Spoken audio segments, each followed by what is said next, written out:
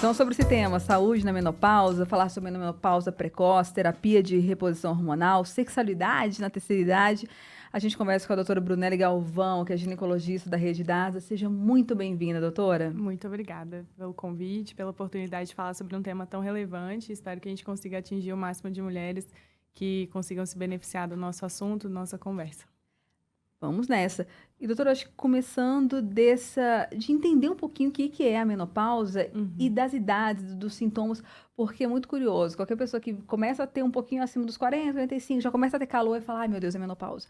Então, assim, tem uma idade certa, não tem? E quais são os principais sintomas que tá chegando, as principais características, mudanças no nosso corpo que está chegando a menopausa?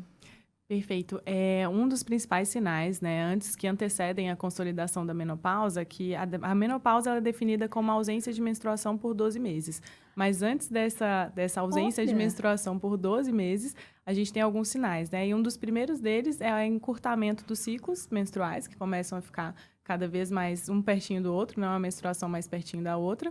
E tem alguns outros sinais mais discretos, né? A insônia, os fogachos, os calores podem vir vez ou outra. Não necessariamente ficar sustentados, né, o tempo todo, mas pode começar a aparecer. Tem algumas mulheres também que já notam um declínio, né, da questão sexual, não tem um interesse tão abundante como era antes. E às vezes também pode aparecer o ressecamento vaginal. O ressecamento acontece mais depois que a menopausa consolida, que é quando a produção do estrogênio já está bem baixinha. E aí a gente não consegue manter. curioso, então tem para ser caracterizado mesmo como, e não é sintoma porque não é doença, né? Só sinais de menopausa, tem que ter esses 12 meses, assim, mas Perfeito. menstruou 3 meses, depois 3 meses depois, ainda não é menopausa, só quando tem esse período mais longo, falando, ok, aí é menopausa. Exatamente. Esse período que antecede, né, quando a gente está com a irregularidade menstrual, com os primeiros sintomas, é o climatério, que é antes dessa Ah, consolidação da menopausa, que já pode incomodar muita gente e pode passar mais despercebido.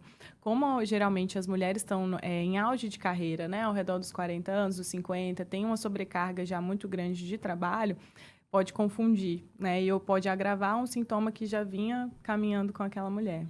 e não é toda mulher que vai sentir todos esses sinais.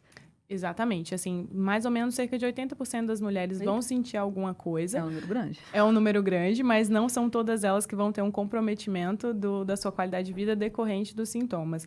Nas pacientes que têm um comprometimento, né, do seu dia a dia, por exemplo, a insônia persistente ou uma ausência total, né, de libido, a gente propõe as intervenções. Aí, nesse caso, que a gente vai caminhar com a proposta, por exemplo, da terapia hormonal ou de outras intervenções, se ela tiver uma contraindicação à terapia hormonal. Hoje, quais são os principais, você já falou, né, da questão hormonal, esse hoje é o principal tratamento para esses sinais, esses sintomas que atrapalham tanto, mas existem outras possibilidades, ou então tratamentos conjuntos? Perfeito. A terapia hormonal, ele é o tratamento mais eficaz. E Aham. é o tratamento que geralmente causa uma melhora mais evidente dos sintomas em um período de tempo mais curto. Só que por muito tempo foi demonizadíssima, né? A gente teve um Aham. estudo, o WHI, que deixou algumas dúvidas entre as mulheres e foi amplamente divulgado. Deixou dúvidas principalmente quanto ao aumento do risco de câncer de mama Aham. e do risco de trombose.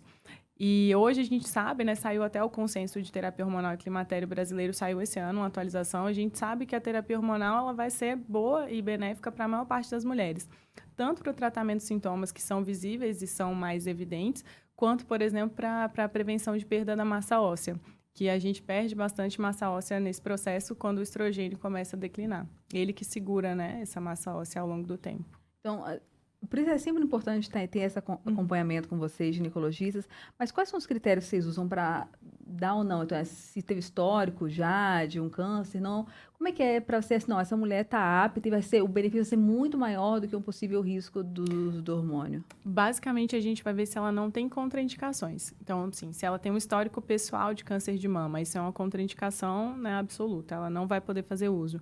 Se ela tem um histórico pessoal de trombose, né, se ela já teve um evento tromboembólico, seja tromboembolismo pulmonar ou na região dos membros inferiores, que é muito comum, ela não vai poder usar a terapia hormonal também. Mas se ela não tem essas contraindicações, ela, a princípio, está apta. Então, outros casos, por exemplo, se ela é tabagista, se fuma muito, já é um caso que você vai ter que avaliar com mais calma. Não é toda mulher que é tabagista que vai ser um impeditivo, mas se ela é, por exemplo, tabagista, tá com obesidade, né, tá com hipertensão descontrolada, já não faz tanto sentido, sabe? A terapia hormonal para ela pode agravar tudo isso. E aí eu acho que entre esses outros tratamentos complementares que vão dar essa qualidade de vida maior e tentar recuperar um pouquinho dos problemas que decorrentes, né? De insônia, de falta de libido, de falta de energia. Aí como é que vocês fazem esse tratamento conjunto, essa alternativa ao hormônio? Ótimo. Quando a paciente não pode fazer uso do hormônio, a gente pode propor, por exemplo, o uso de uma classe de medicamentos que é usado como antidepressivo, mas também pode ser usado para tratamento desses sintomas, que é o escitalopram, a venlafaxina, que são muito conhecidos, né? Hoje eu acho que os medicamentos psicotrópicos, né, entre aspas, estão muito, muito em pauta. E a gente pode fazer os deles nesses casos, não necessariamente para depressão, mas se a paciente tiver sintomas depressivos, já vai ajudar bastante também. E outra coisa que a gente incentiva muito é a prática de atividade física, que está, assim, extremamente consolidada em todos os guidelines possíveis que ela ajuda, né? Ajuda a melhorar tanto os sintomas vasomotores, que são os fogachos, quanto a insônia, quanto a função sexual. Isso vai ser um fechamento, né? A atividade física ela não é uma coisa para negociar, ela tem que estar presente independente das outras terapias que a gente escolher, seja hormonal ou não hormonal. Eu acho que até questão óssea que você falou também, né? Que já melhora a atividade física. Eu acho que é isso que vocês fazem um pouquinho lá na maternidade, né? Que é cuidar dessa saúde integral.